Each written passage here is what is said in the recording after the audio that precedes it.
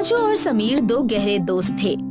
दोनों का बचपन एक ही गांव में बीता था, हरिपुर, जहां की मिट्टी में रिश्तों की सौंधी खुशबू थी। वो दोनों साथ में पेड़ों पर चढ़ते, तालाब में तैरते और एक ही स्कूल में पढ़ते थे। लेकिन समय के साथ समीर के पिता को शहर में नौकरी मिल गई और समीर को परिवार के साथ गांव छोड़कर जाना पड़ा। मुझे यकीन नहीं हो रहा कि तुम मुझे छोड़कर शहर जा रहे हो मेरे दोस्त। किसने कहा कि तुम्हें छोड़कर जा रहा हूँ? मैं तो बस आगे की पढ़ाई के लिए कुछ दिनों के लिए तुमसे और हमारे इस गांव से दूर जा रहा हूँ। लेकिन याद रखना कि मैं पढ़ाई करके फिर यहीं वापस आऊंगा। मुझे कॉल करते रहना, ठीक है?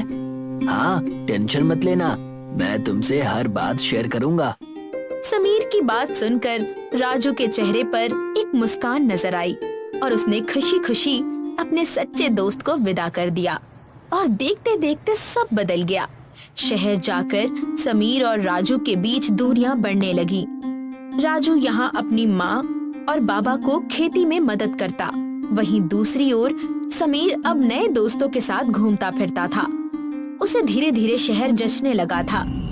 वहाँ की ऊंची इमारतें, गाड़ियाँ, मॉल, बड़े बड़े थिएटर्स ने समीर को मोहित कर दिया था और अब वो कहीं ना कहीं राजू को भूलने लगा था, जिससे राजू नाराज रहने लगा। क्या हुआ? तुम इतने शांत क्यों हो?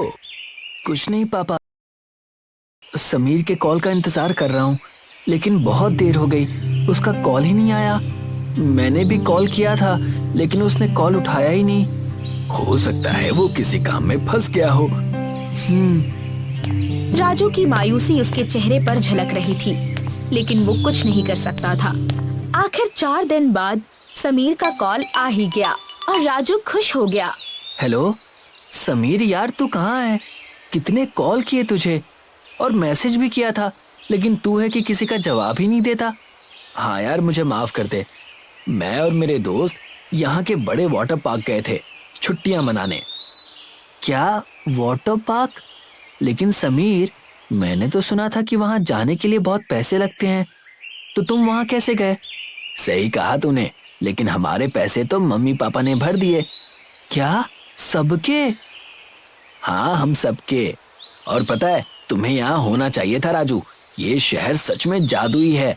यहाँ तुम्हें हर वो चीज मिलती जो तुम चाहते हो। काश कि तुम भी यहाँ होते और हमारे साथ यहाँ वाटर पार्क में आते। मेरे मम्मी पापा तुम्हारे लिए भी पैसे जमा कर देते यार। समीर और राजू की बात हो चुकी थी। राजू को लगने लगा था कि काश उसे माँ और बाबा समीर के मम्मी पापा जितना पढ़ा लिखा देते और पैसे वाले होते, तो आज वो भी शहर के वाटर पार्क में जाता और बहुत मजे करता। उसे अब अपने गांव, घर और स्थिति से ईर्ष्या महसूस होने लगी थी। कुछ नहीं, यहाँ कुछ नहीं है। यहाँ कुछ भी नहीं है, ना अच्छा स्कूल, ना घर और ना वाटर पार्क। मुझे यहाँ नहीं रहना मुझे यहाँ। बेचारा राजू, उसका मासूम मन रोजमर्रा की जिंदगी से तंग आ चुका था। वो भी बाकी बच्चों की तरह मजे करना चाहता था, लेकिन अपनी गरीबी के कारण हर बार वो अपना मन मार कर जीता। अरे राजू बेटा, जरा यहाँ आना, ये हल उठाने में मेरी मदद करो। नहीं, मैं ये नहीं करूँगा। क्यों करूँ मैं ये सब? मैं छोटा बच्चा हूँ, मेरी उम्र मजे करने की है, वाटर पार्क जाने की है, ना कि हल उठाने की, समझे आप? राजू बेटा, रुको, कहाँ जा रहे हो? रुको। अरे, ये राजू को अचानक क्या हो गया? पता नहीं जी, हमारा बेटा कभी ऐसे बात नहीं करता। कहीं उसे कुछ तकलीफ तो नहीं हो रही? पता नहीं, लेकिन ये क्या कह रहा था? वाटर पार्क क्या होता है? राजू का ये अचानक भड़क उठना उसके घर वालों के लिए नया था। अब उन्हें राजू की फिक्र सताने लगी थी कि आखिर बात क्या है। राजू अब रोज अपने घर वालों पर चिड़चिड़ा हो जाता।